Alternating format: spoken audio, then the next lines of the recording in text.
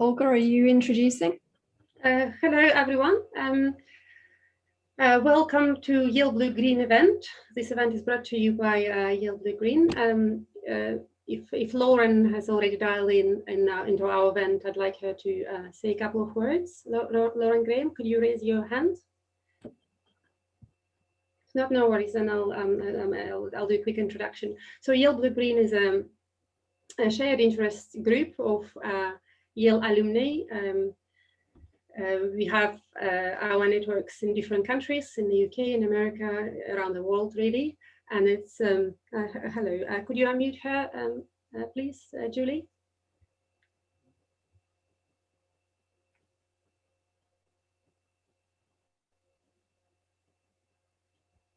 Hi, can you hear me? Yes, we can hear you, yes. Hello, Lauren. Hi, good morning, everyone. Thank you, Olga, so much for putting together this event. Just wanted to provide a very brief overview of Yale Blue Green. So we are a shared interest group operating under the Yale Alumni Association, and we are the home and hub for anyone who is interested in environment and sustainability, regardless of your graduation year or which school or program you graduated from, or even if you are currently working in the environment and sustainability space. So as you can see, we do a variety of different types of programming, including webinars, which have become extremely popular since the start of the pandemic.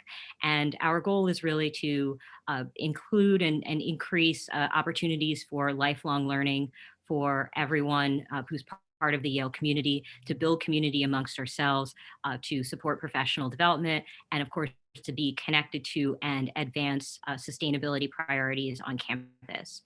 I can put a couple of links in the chat box to include a few links to some things that we're working on, including the YBG Sustainability Initiative, the fund that we're raising for the Office of Sustainability, a mentoring program, and our next upcoming event, a book chat on the 11th.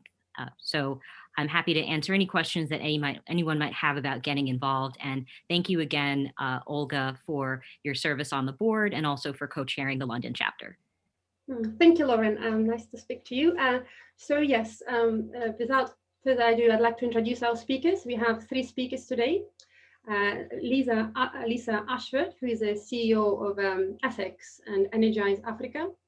And Ethex is a crowdfunding platform that you can use to raise funds for your green sustainable projects if you're an investor, or if you're a retail investor, you can go to their website and choose opportunities where you can invest your money. You can start with as little as £50. And Ethex has been very, very successful over the past few years. I believe they have raised over £100 million for a very large number of projects from a large group of retail investors. And our second speaker is Tom Parkinson, who is director of Westmill Solar Cooperative, which is one of the largest cooperative energy projects in the world. And they have successfully raised funds via Ethex platform in the past. And one of the success stories, and now they are up and running their renewable projects in Oxfordshire. And our last speaker is Barbara Hammond, who is a chief executive of Low Carbon Hub. And they are currently raising funds via Ethex. I believe it's still an open opportunity, and you can invest in Low Carbon Hub. Yes, and she'll tell you more about the current opportunities. So we will look forward to your questions.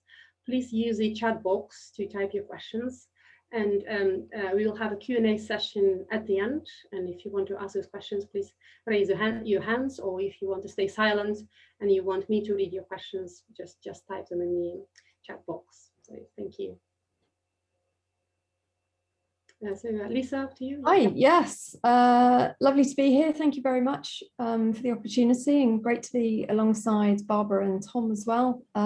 So I'm going to share my screen so I can just show you some slides, which hopefully will be easy to show you. How is that? Yeah, we can see it, yeah. Okay, great. So just a few slides to give a bit of background to who we are and what we do and what our relationship is with Tom and Barbara as well, actually. So we're really about mobilizing people-powered finance to protect the planet. And essentially, we want to help individual, everyday people to put their money to good use and to have a positive impact on the planet. And we want to enable them to do that by investing in what we call extraordinary organizations, because we think that those people and the things that they do who list on our platform are quite extraordinary, and they're really leading a charge in terms of helping to fight climate change, helping to reduce poverty, and building more resilient communities. So this is investment, it's not donation. So I should just point out, probably nothing in this webinar is a financial promotion or a specific recommendation, but of course you can always find out more from Ethex's website or from either Tom or Barbara's website as well, with Westmill Solar and the Low Carbon Hub.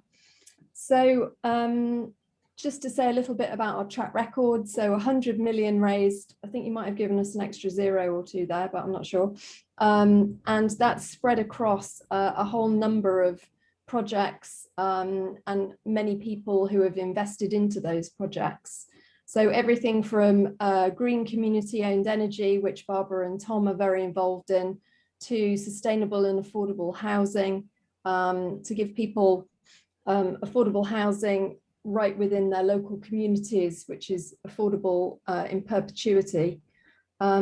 Eco-agriculture, where there's a number of pioneering organizations who are collaborating and coming together to look at more ecologically sound farming practices. Sustainable transport, which is growing tremendously, certainly in the UK, with net zero targets and the government's ambition to accelerate electric car vehicles and infrastructure across the UK, and often now being interlinked in with community energy projects as well, with battery storage, etc. as well.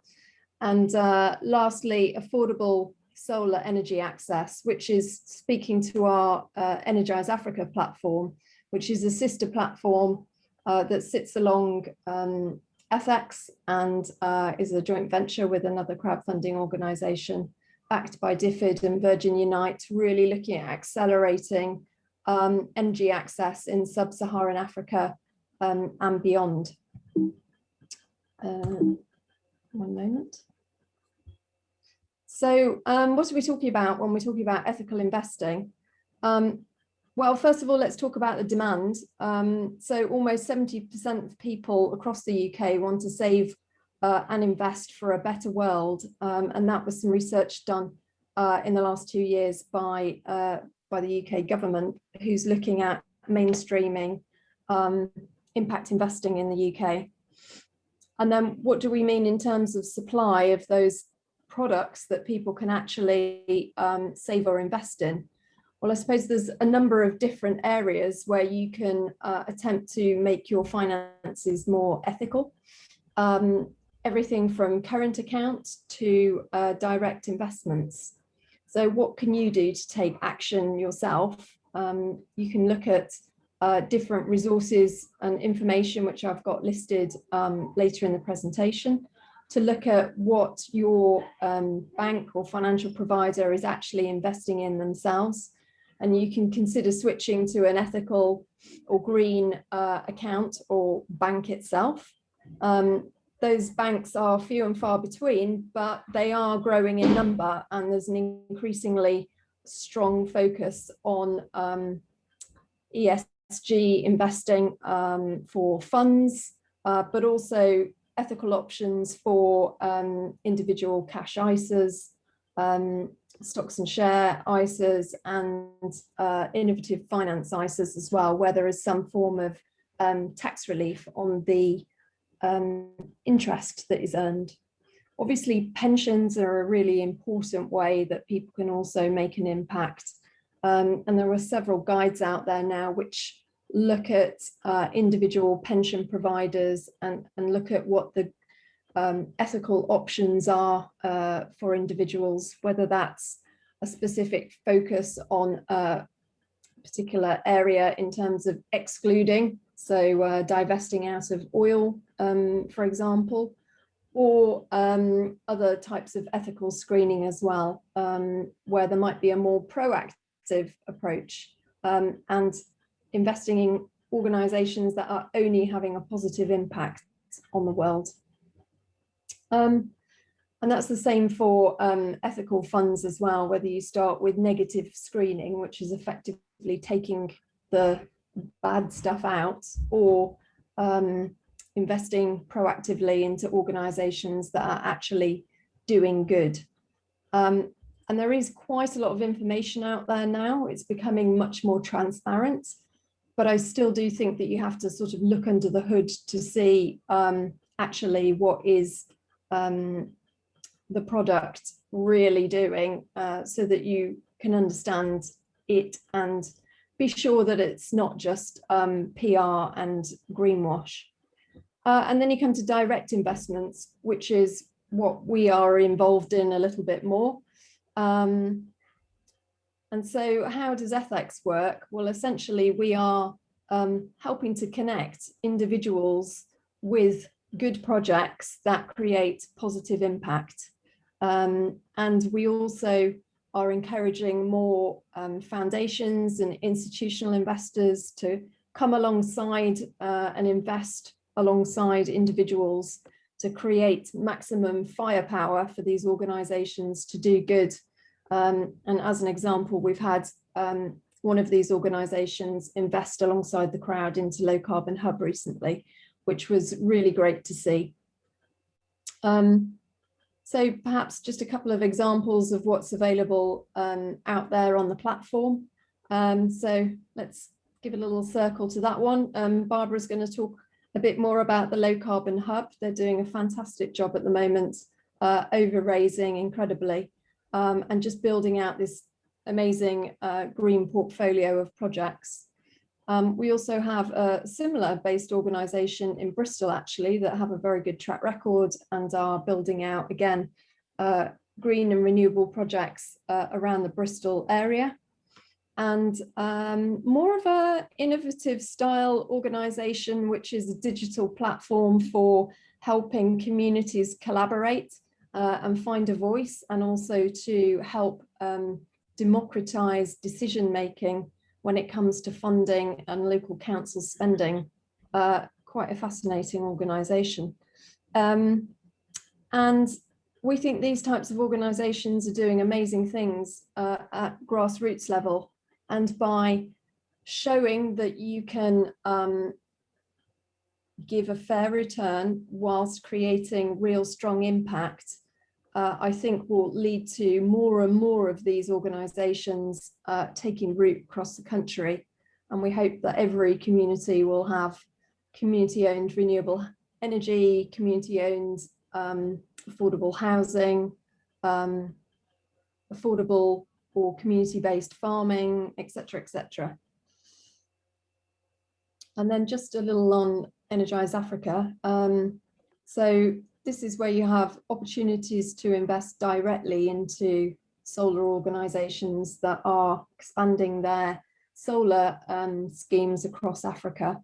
And it has real impact, obviously, because you're creating benefits to individuals who may not have access to electricity or clean power at the moment.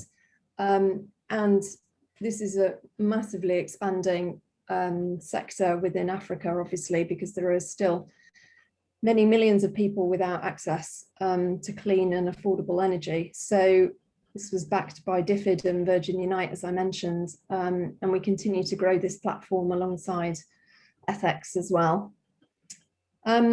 There are lots of resources now online.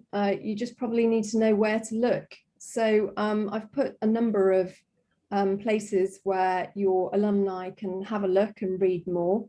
And I'll let you send this around at the end of the session. So, and we're always available for questions as well. There's lots more information on our website. So I think that's me. So I'll stop sharing there and hand over if that's okay. Thank you very much, Lisa. Thank you, very inspirational slides. Our next speaker is Tom Parkinson, who raised funds via Ethex platform successfully in the past. He will present you his slides. Thanks, Olga, and thanks everybody for inviting me to talk this afternoon. Hopefully you can see the slides at this point. Olga, I think our purpose in talking now is to sort of explain in a bit more detail what some of the companies that Ethex are helping support actually do with the money, why we're different. We actually started the best part of 10 years ago. So we've got a bit of a track record, and I think the aim is to sort of just show you why we're different and what makes us special. Sorry, bear with me. The Westmill solar farm is situated about 20 miles west of Oxford. It's on an organic farm in the middle of the country. It's a 5 megawatt site for the technically minded. That produces enough solar power to produce about 1,800, the power for 1,800 homes. It doesn't sound a huge amount, and indeed, compared to the amount of generation around, it's not. But at the time when it started, it was pretty groundbreaking. These two gentlemen were the sort of the founders of the whole thing. The guy on the left is Adam Twine, who's our landowner.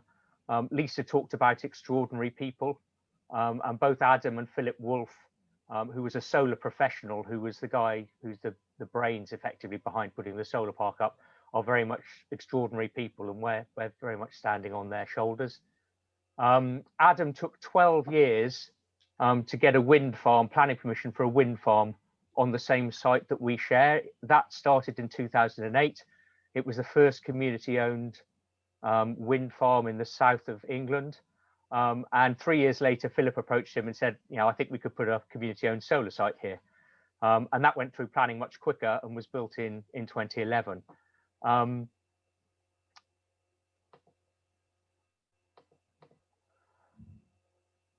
At the time, the solar park represented about 1% of the whole of UK solar capacity. So it was quite a big thing. As I say, as you can see from the graph on the right, it's very much swamped by the amount of solar that's out there at the moment. It cost what in today's terms is a staggering amount, and Ethex helped us raise nearly £5 million for it. From 1,600 members, a lot of whom live locally to the site, so they were involved with putting the wind farm up. But a lot of them heard about it nationally. Ethex's network was absolutely fundamental in helping us get the reach we needed. And the rest of the money came from a loan from what was the Lancashire County Council Pension Fund. We're currently, in turnover terms, the UK's largest energy cooperative. That's partly because we started so early and benefit from what at the time was a generous government subsidy scheme. And Barbara's solar park, which I'll talk about, is very exciting because they can actually make it work without any subsidies. So that's an example of how far things have moved on in the past 10 years. And Ethex also helped us sort of 18 months ago with a bond issue where we raised another $1 million from members within the space of 3 weeks. So that was hugely successful. And again, I think a tribute to how everybody perceived us. We were founded to make a difference at the end of the day. It was people coming together who had realized as long ago as 10 years ago that climate change was a problem and wanted to do something practical about it. This slide is taken from the National Grid's future energy scenarios. We keep banging on about how community renewables is better because you're engaging the community that uses the electricity. It's not just a commodity. If you share information, technology, understanding with people, you will get them to use less energy, use it more efficiently, and probably use it more renewably. So we're very much part of that program, and this is this is good because this was a recognition from somebody in the system that community renewables was the best way forward. I think sometimes we feel the 2 degrees itinerary, which is marked below, is actually the one that government would tend to prefer, because as far as they're concerned, it's bigger and easier to control. But I think generally community renewables is perceived to be a much more engaged and a quicker and better way to decarbonise. Why are we different? Fundamentally, we're born out of people in the community. So we give a significant amount of money each year to community causes. We have our local charity, the Westmill Sustainable Trust, that organises visits. And during the pandemic, they've done a virtual tour, which you can see on the link on that slide afterwards. We are currently contributing about £85,000 a year to various community causes. There are a range of local causes like WeSet, regional causes. We do a lot of work with Barbara and the Low Carbon Hub in Oxfordshire on community energy building audits and things like that. We work with national organisations like Community Energy England and international organisations, because climate change is obviously a global problem. So that, we think, is one reason where we are different. We reckon that over the 25 years that we are sort of scheduled to operate, or we get the feed-in tariffs, we will provide about £3 million into various community causes. And that's something actually we spend a lot of our time making sure we spend that money as effectively as we can. I mentioned Community Energy England. That was a voice for the community energy sector, which Westmill and indeed Philip Wolfe, who was on the previous slide, was one of the co-founders. I guess one of the other things we want to do is make a difference in the way the electricity system works in the UK. So the Swell trial that's mentioned on that slide was effectively a virtual grid where we tried to match the power amongst 50 homes in the local villages. About a third of them had rooftop solar, including the village pavilion, where we'd funded some of the rooftop solar. And about 35 of them didn't. And what we tried to do was, using smart meters and battery storage and some clever apps and technology, basically match the demand from those houses with the energy that was supplied. And that was hugely successful and has spun off into various other iterations that are on that slide. But again, I think we want to make a difference. We're here to make a difference. And just building a solar park and putting the energy onto the grid isn't enough in our book. We actually need to make sure that we're driving things forward in terms of the infrastructure in the sector. I think the other thing I'd say, it's a bit of a personal journey. I was an investor. I started off by putting money into Westmill Solar because I happened to have a house that was down the road and I'd heard about it. And I got dragged in, lured in into joining the board in 2013. And I've been on the board since, and I'm currently the chair. And it's sort of a bug. It gets you. It's not just about making your money do good, but I think you have a better connection with the community you're working for and with the investment. And actually, by putting some of your time, effort, and professional expertise into that, you can make that an even better story. I think that's actually the end of the slide. So I'm going to probably pass over there and say very happy to talk through with any questions that come afterwards. Yes, thank you very much, Tom. Lots of useful information, really good slides, inspirational slides. Hopefully you will have lots of questions at the end. Please don't hesitate to put your questions in the chat box. Barbara, over to you, please. Tom, could you stop sharing and I'll put mine up? Lovely, thank you.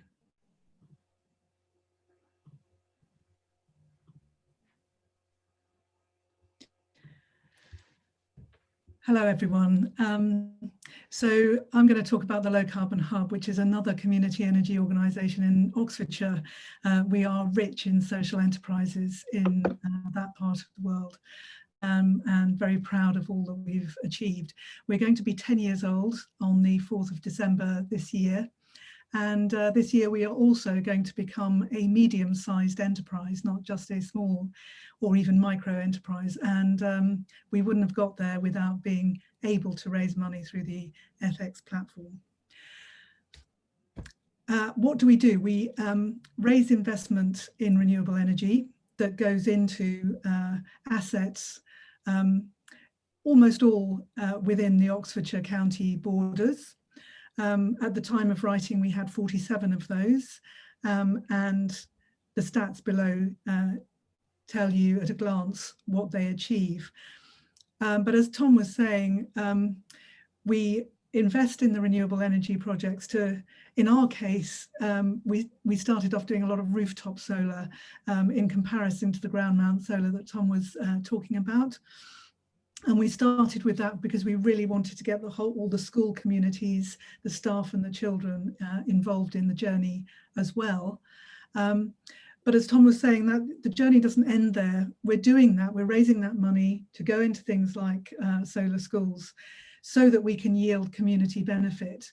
And one of the things that we did very carefully with the model for the low carbon hub was to manage the assets ourselves. So we now have 20 staff working at the Low Carbon Hub, and that core of staff, along with the core of community benefit funding coming into from the renewable energy installations, allows us to leverage both those resources to really maximise our impact across communities in Oxfordshire. And the stats there just give you a flavour of what we do every year. 1920, that total community benefit added up to just under £1.5 million. We work incredibly hard as a team to do that, but we're very close. As Tom says, you get involved in this stuff, it bites you like a bug and it never leaves you. It's the most fulfilling job in the world. That's the sort of thing that we do. But also we leverage that community benefit funding and those staff to increasingly get involved in cutting edge innovation work. And this is an example of that. Project Leo, Local Energy Oxfordshire, is a consortium of 10 organisations led by Scottish and Southern electricity networks. And the project is a £40 million project over 3 years that's partly funded by the UK innovation funding body.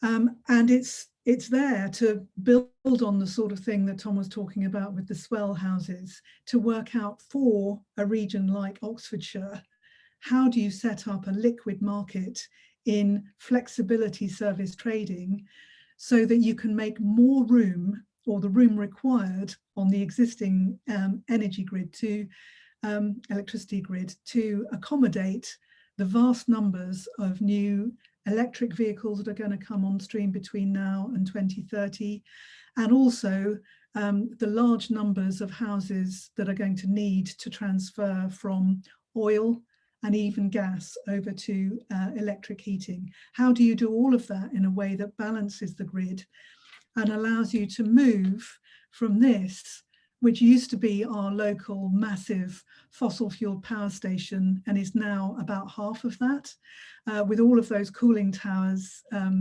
blown up, basically, and which is going to shut down over the next decade.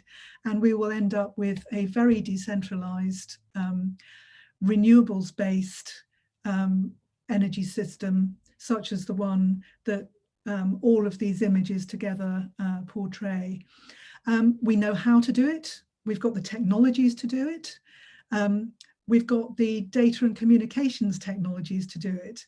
It's a question of how you demonstrate that it is possible to make many, many thousands of trades across the course of the day, the week, the month, the season, the year, in a way that, that keeps the lights on, keeps the laptops powered, doesn't blow anything up. That's what we're trying to demonstrate in Project Leo. And also, for the low carbon hub's point of view, working at that household scale in the bottom image of a new housing estate, making sure that every single household takes part too, because there is a lot of flexibility bound up in all of our houses. This is an energy transition that's going to come home to all of us, and the low carbon hub wants to be necessary to that change, to make that change happen, even if we're definitely not sufficient to that change happening. What have we got on the books at the moment to help all of that happen? This is our current share offer, as both Lisa and Tom have mentioned. We started with a target of 1.5 million this year, and then going for another 1.5 million next year for it. And actually it's gone so well that we're ending up raising the whole amount in one go, we hope. We've still got about £300,000 worth of investment within that target that all of you could go for. We're going to shut it on the 31st of March this year, come what may. So you've got another month or so to do that. They are withdrawable shares in a registered society, and I'm very happy to answer as part of the questioning if people want to know a little bit more about what that actually means. How do you apply? You can go to our website. There's a link there, and you'll see the share off document. That's the front cover on the right hand side. The guidelines for our community energy fund, so you know how it works. Our business plan, our accounts, all of that sort of stuff, so that you can check us out and make sure that we actually do what we say we're going to do. But the way that most people invest in us is to go directly to the Ethex website, and I've given you the link there that takes you straight to our share offer. And as Lisa was saying, you know, this is community-based investment. We raise money in a way that is exempt from the Financial Regulations 2005. So don't put any money in it that you can't afford to lose. Your capital's at risk. You're not backed by the Ombudsman, but we're very solid, and we've got a track record to prove it. And this is where that opportunity is, 3.5 miles south of Bicester, if anyone knows Oxfordshire at all. It's 19.2 megawatts, so as Tom was saying, it's almost 4 times the size of the one that was done at Westmill all those years ago. 45,000 panels. Panels are larger and more efficient than they used to be when Westmill was built. It's going to power about 6,000 homes plus. It's a key anchor load for Project Leo and testing all of those flexibility services that we were talking about. And again, I can answer questions on that if anybody would like. Is a bit techie, a bit geeky. And it also helps us to unlock that Innovate UK grant that is part funding Project Leo. So the thing that I'm really proud of, as well as making good jobs for 20 people, is that the money invested in us yields the 55% match funding that goes into the almost £19 million worth of funding that we provide into Project Leo, that matches with the 45% of Innovate UK funding. We never dreamed that was possible when we started 10 or so years ago. We're seeing the benefits of this sort of investment having these massive impacts on people, society, and the health of the planet. Thank you. Thank you, Barbara. That's a very interesting presentations. I hope we'll have questions from the audience. I'll probably start with with my questions, if that's okay. If you don't have any others, but please don't hesitate to ask your questions. I think starting probably with Lisa, you mentioned some opportunities in Africa, and I must admit I'd be very interested to find out a bit more about it. Now you have a portfolio of projects in the UK. So does investing in Africa make it a bit easier in terms of having a more predictable energy yield, because it's closer to the equator, you know, the sunshine throughout the day? So is it in terms of the energy production? Is it more predictable? And for Tom, if you could, I think you mentioned in your slides a couple of other opportunities, Ripple Energy, I believe, and Octopus Energy. If you could just tell, because I don't know much about it, and it sounds like very interesting opportunities. If you could just tell a bit more about those, what they involve. And Barbara, a quick question for you. Brilliant, thank you for telling us more about your projects, and it sounds very exciting. As an investor, I'd be just interested to know 5% return is very good in the current climate. It's really, really good. So how do you test your economic models? What are the sort of key risk factors? Do you need to have electricity prices sort of fixed at a certain level to make it happen as 5%, or do you need subsidies from the government, or what sort of what are the main risks to your model? Right, shall I go first? Yes, thank you. Okay, so it's a slightly different model, the solar projects we're talking about here, versus the solar investment opportunities in Africa through the Energise Africa platform. And just to sort of make those comparisons, predominantly the ones in the UK, which are community owned, are for larger, could be rooftop solar, but ground mounted or rooftop solar projects, which are quite large scale. And it's normally investment that gets aggregated, and then it will go to develop the site, buy the PV panels and all the inverters and any other equipment that's needed for the development. Whereas in Africa, what you're essentially doing is you are investing into a bond, into a solar business itself. And that solar business is selling largely domestic solar systems to families across a region. And they sell them on a pay-as-you-go basis, which essentially means the family gets to pay for the solar system over a period of 2 or 3 years.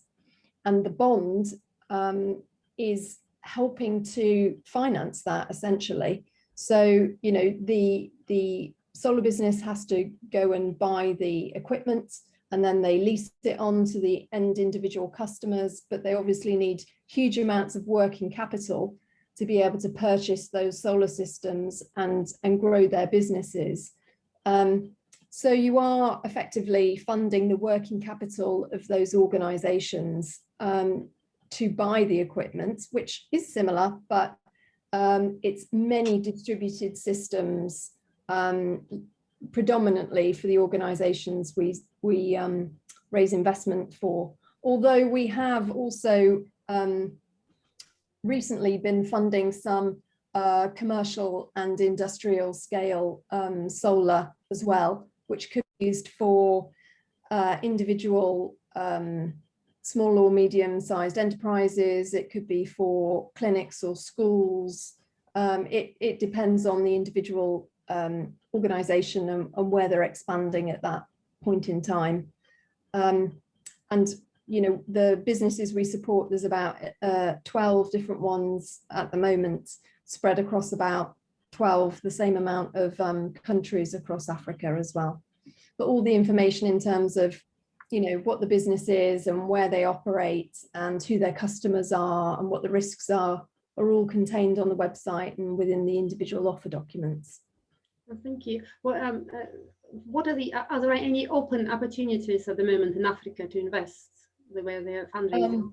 Coming soon to a website near you on Energise Africa. There's actually a new investee that will be coming on either tomorrow or the next day, called Altech, and that is quite interesting because it's an indigenous solar business that's grown out of Africa, and that opportunity will be live soon.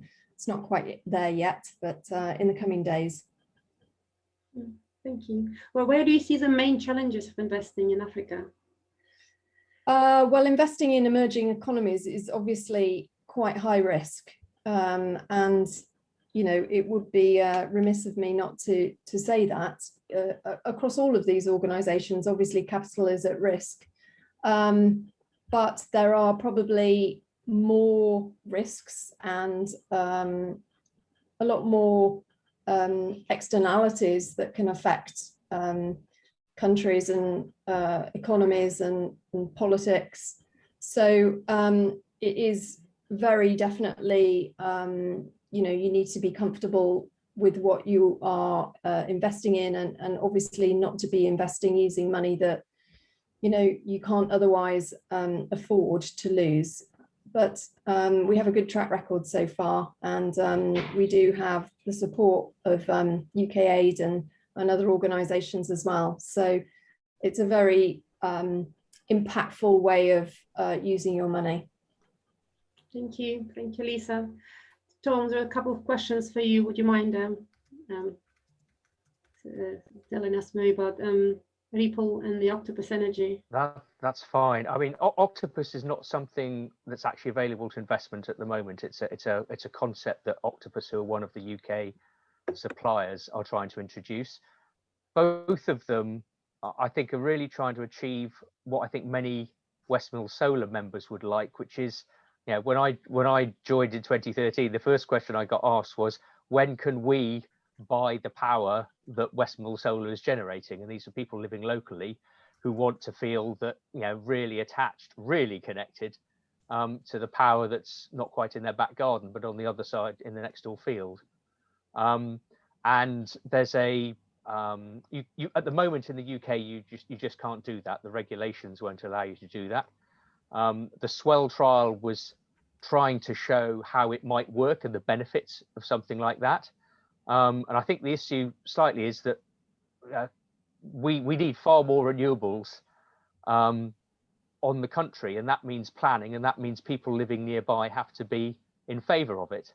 And if you can connect them to their local electricity, they're more likely to be happy to have a solar park or an onshore wind in their back garden. And what Ripple has done is sort of take the Swell trial a bit further and give you the opportunity, if you don't have a house with its own solar panels, and most of us don't have a wind farm in our back garden, what you do is you effectively invest in Ripple, who've got, I think, a wind farm in South Wales that they're in the process of buying, and the power from that wind farm is then allocated to you and supplied to you through a supplier, which is at the moment the best you can do in the UK system. So it's trying to take that process a bit further, and the fan club that Octopus have just introduced, whereas Ripples you can do nationwide, so you don't have to live in South Wales to benefit from it.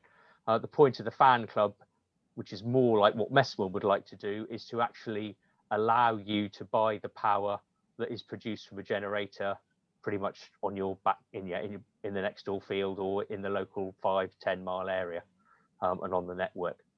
So they're all trying to help the process of, I guess it's a bit like organic farming, or people want to know where their electricity is coming from. They want to know it's renewable. They want to know it's local renewable, and these are all ways in which that can happen.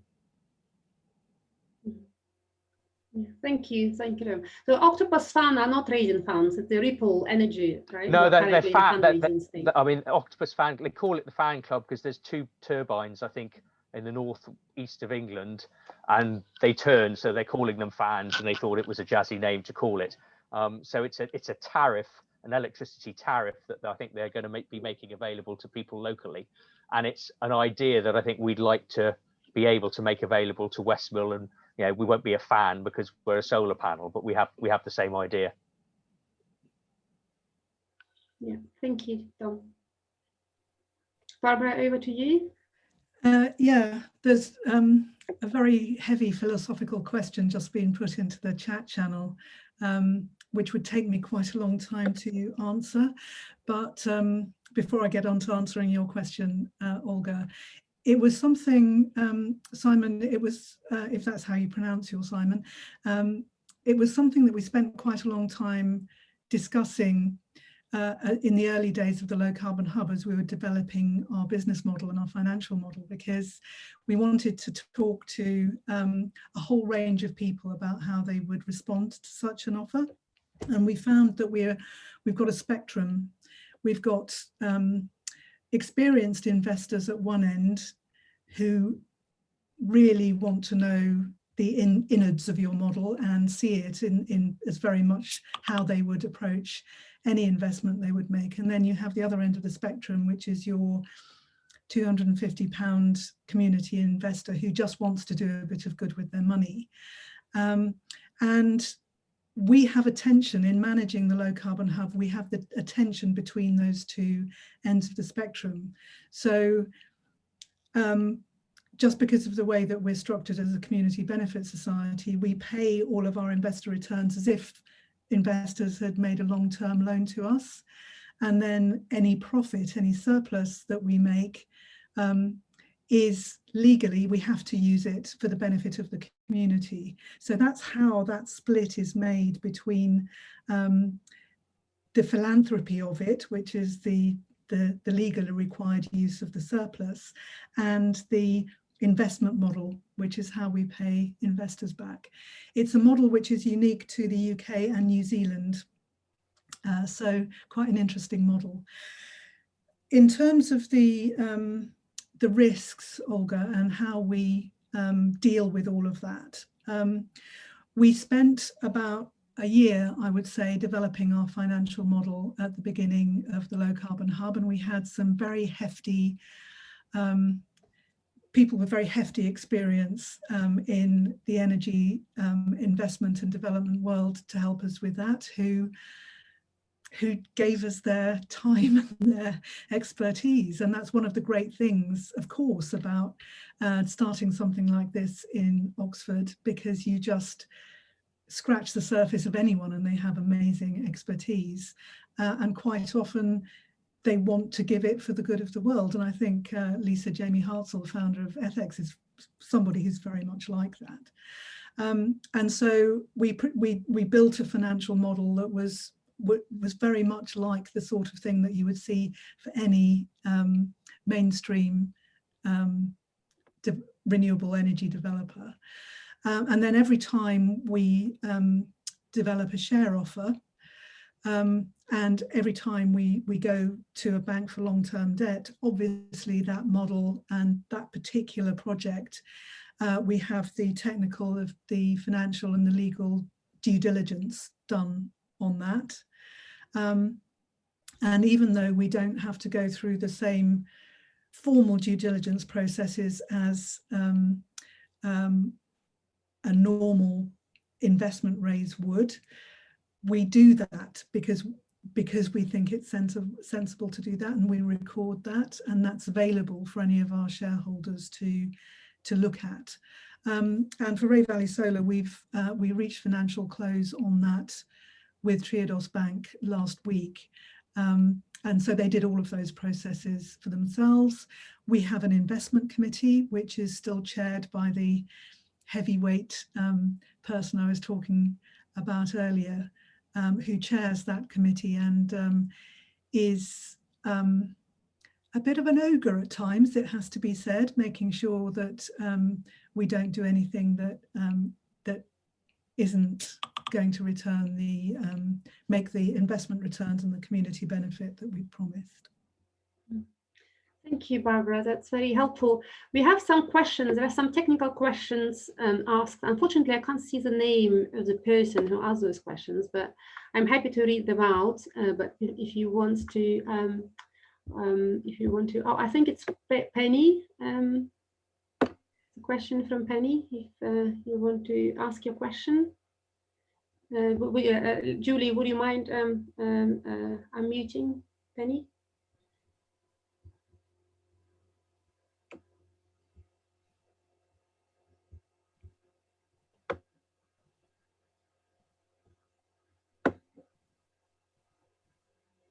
No worries, I'll read them out. So the question is, the first one, how often have you needed to replace inverters for your solar PV installations?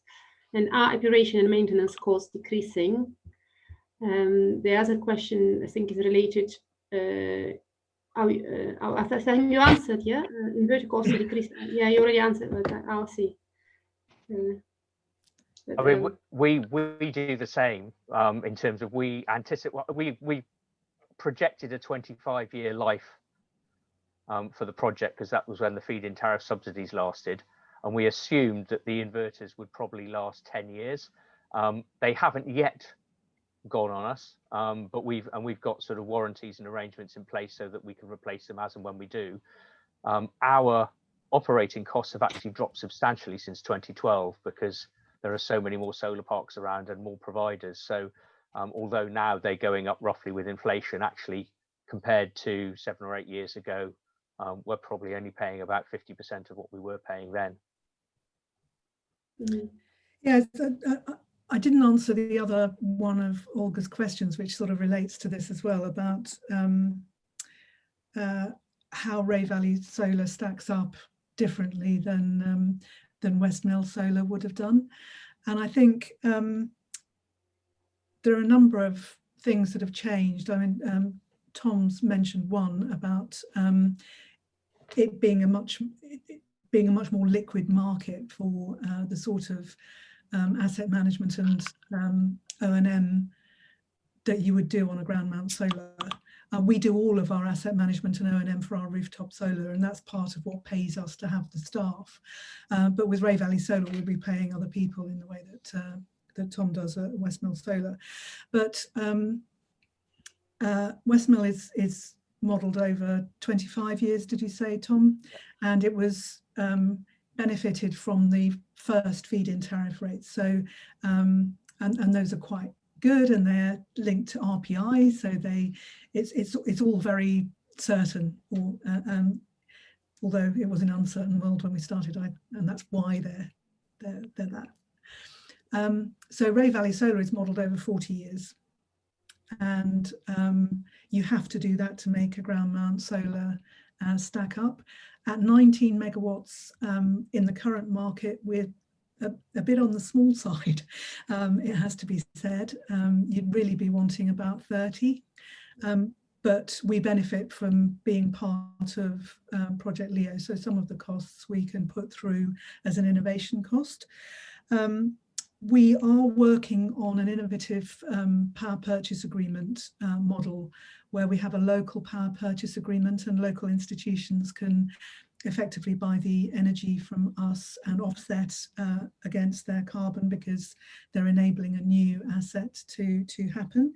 And we really, really hope that Oxford City Council is going to be the first one of those, which would be very exciting. And that helps us to de-risk because it's a long-term partnership. The yield on the whole installation is a lot higher than it was when Westmill Solar was put in, for all sorts of reasons. We're just better at building these things, but the panels themselves have a much higher yield. We've got bifacial panels going in, which means that they take advantage of the sunlight bouncing back up off the ground. You know, all of that sort of thing. The inverters are much more efficient than they used to be, and we have designed Ray Valley Solar to enable us to test these flexibility services I was talking about, which are going to become very important. And it's not just where you buy your energy from, but how you help your grid to enable a lot more renewable energy and low carbon technologies like EVs to be accommodated locally. And that's a very geographic thing. So that's going to be much more, that's going to come in over the next 5 to 10 years, I think. And so we've designed it to allow us to over-generate against the normal model by 1.1 megawatts, which means that we'll be looking for a local partner to share their export capacity so that we can export that extra power when the grid needs it, and we can be paid lots of money for it. We'll also be looking at the case for a battery, but we think actually that we can upside this installation without that. And all of that together means that you can just stack up a ground mount solar without subsidy. We've still got a distance to go down on the cost curve for even for PV. So we're hoping to be demonstrating how you can stack value through the PPA, through flexibility service contracts, potentially through the sort of octopus tariffs that Tom was talking about, in a much smarter, more connected, IT-enabled energy world. Thank you, Barbara. Thank you. It's an exciting development opportunities. Lisa, a couple of questions for you. The first one is about overseas investors. Can they invest in these projects if they're not UK based? And the other one is about innovative finance ISA. So how is it different from I don't know, stocks and shares ISA? What is that? Yeah. Okay. So in terms of overseas investors, to be honest, it really depends where they're based and what their individual circumstances are. If you have a UK bank account, that is certainly very helpful. So we would need to look at the individual, and this is due to regulatory reasons. Particularly the US is not very favourable for US citizens to be investing overseas necessarily in retail products. So we would need to look at the individual case. In terms of the innovative finance ISA, so the government a couple of years ago launched this new ISA category whereby you could use your ISA limit, which is currently I think £20,000 a year, to invest in more innovative products, as it says on the label, and it was really so that individuals could put any peer-to-peer lending products, which is a sort of new category of investment, into the ISA wrapper. But it essentially included most debt-based products in the form of bonds can be qualified to go into that. So it means that, again, depending on your own individual circumstances, you can receive that interest or dividend or coupon without tax. So that can provide a little incentive for people to invest. And I could also just perhaps touch on that philanthropy question. In terms of achieving sustainability goals, where do you think there is an overlap with philanthropy, and what are the exclusive potential domains of these investment models and of philanthropy? I would certainly say, obviously, as Barbara said, that's a very, probably have a long conversation about that, but I do think that philanthropy and impact investing are now starting to overlap. And I do think that there is a role now for foundations and charitable organisations to use their money more widely to get involved in impact investing as well. And certainly there are a number of them doing that, where they're using their investment to help create more leverage and maximum effect of their money by allowing and matching retail investment that comes into projects as well. And I think that there are, with philanthropy now anyway, there is, with new technology, there's a much more data-driven approach. And by improving the sort of data and impact results and statistics, you can then create more impact investment products around that, which should mean that more capital can flow into particular areas that need it. And I think that's potentially a good thing. That's my view. Yeah, thank you. Yes, indeed, a very big question. Yes, and we can see the trends, ongoing trend. There is so much more funding going into social impact investing, green projects, renewable projects from retail investors and various other organizations. I'm just, and I know that people are all very busy, and we are approaching 6 o'clock on the UK time, I think, at different time zones in different parts of the world, where depending where you're based. So that's if you have any questions, that's probably an opportunity to ask them now. And lots of material has been shared with us today, so please don't hesitate to get in touch with me or Lauren and ask your questions. We'll be sending out the slides, and you can, there's lots of information. If you go to this company's websites, lots and lots to read, exciting reports and case studies. Please do that when you have free time. So unless we, is there any questions, please do ask them. And if not, I'd like to thank our panelists for sharing their time, for being so generous with their time to tell us more about the exciting projects they are working on. So very inspirational indeed. And yes, thank you. If you, Tom, Barbara, Lisa, Julie, if you want to share some thoughts, otherwise, I'd like to thank you for your time. So if you have any final comments from anyone. I think I just encourage people to get involved. I think getting involved directly in these sorts of investments is just more interesting at the end of the day. And you don't want to do it necessarily with huge amounts of money, but it draws you in. Yes, and as you say, you can start with as little as £50. So yes, get involved, and that will be greatly appreciated by all developers of renewable, green, sustainable, positive projects. Yes, I'm just checking in the chat box. Yes, no more questions. Lisa, Barbara, and Tom, and Julie, thank you very much for your time. Thank you, Olga. Yes, Thank you. Thanks, everyone. I'm getting interested in the Africa as well, Lisa. Great. you will be able to meet in person. Yes. Thank you, everyone. Bye. Thanks, Bye. everyone. Bye-bye.